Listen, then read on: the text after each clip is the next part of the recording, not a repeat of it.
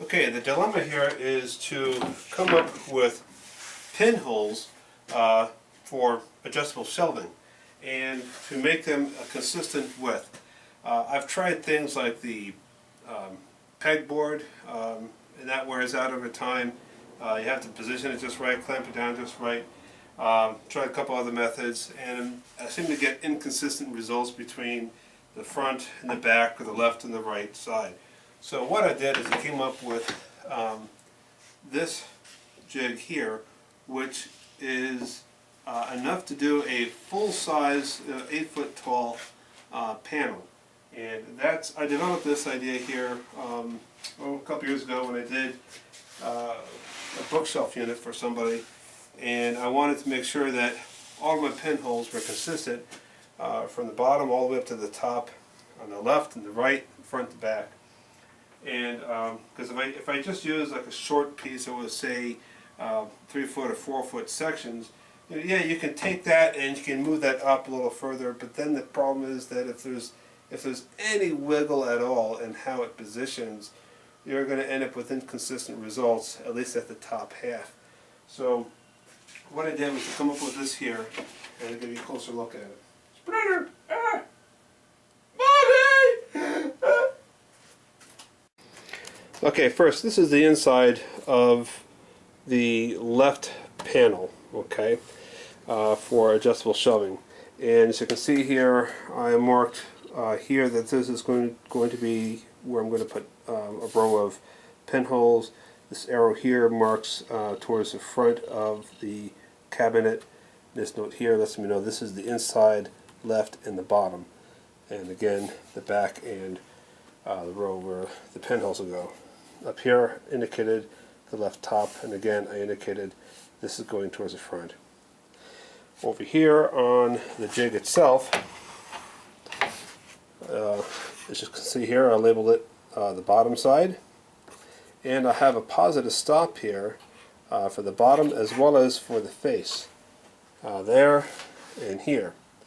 And all I got to do is set this in place in the corner, hold it down with a couple clamps, make sure everything is positively referenced against each face or edge, and put down a couple clamps to hold it in place.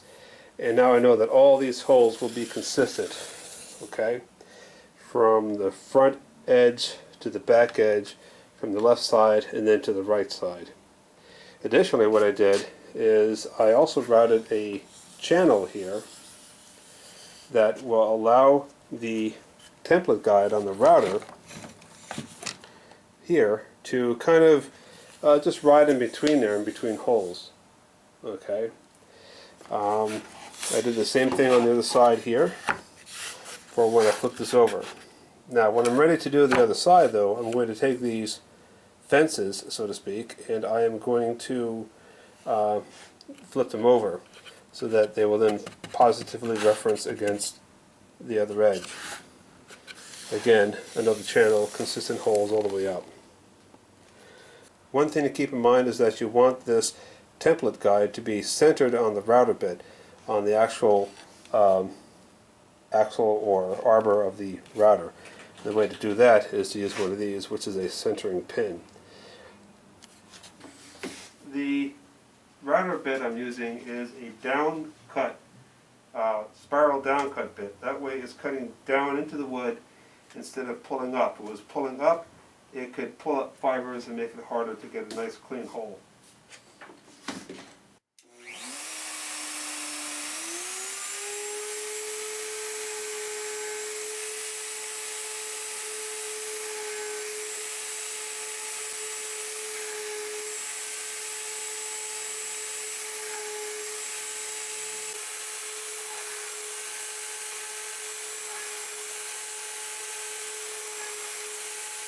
Okay, I finished routing this row of pinholes.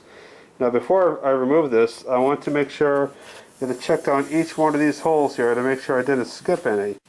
I've done the left front edge with the pinhole jig.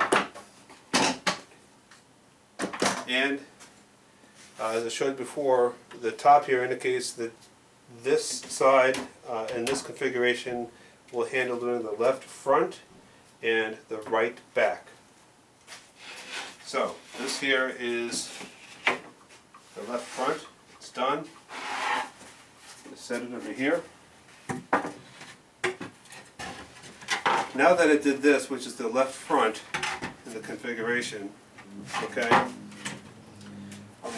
now I've got the right side here, and I'm ready to do the back on the right side.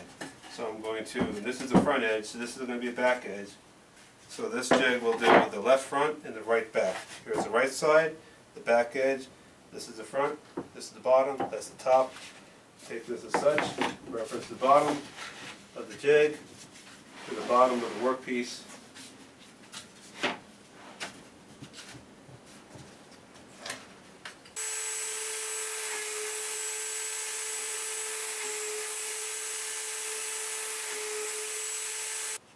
Okay, the neighbor is home from work, so the dog is outside barking. And right here we have this positive reference fence for the jig. And what I'm going to do is simply take it off and switch it around. I have already routed out all of the pinholes for the adjustable shelves for the left front and the right rear of each workpiece, each dividing wall. Now I'm ready to do the right front and the left back of each.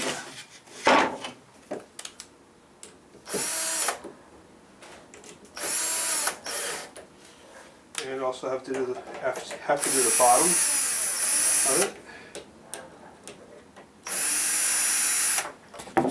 Alright, before I had this jig configured for the left front and the right back, now I have reversed these stop blocks or references. So now you flip it over. Now this will become the top part of the jig, so I can route out the pinholes for the right front and the left back.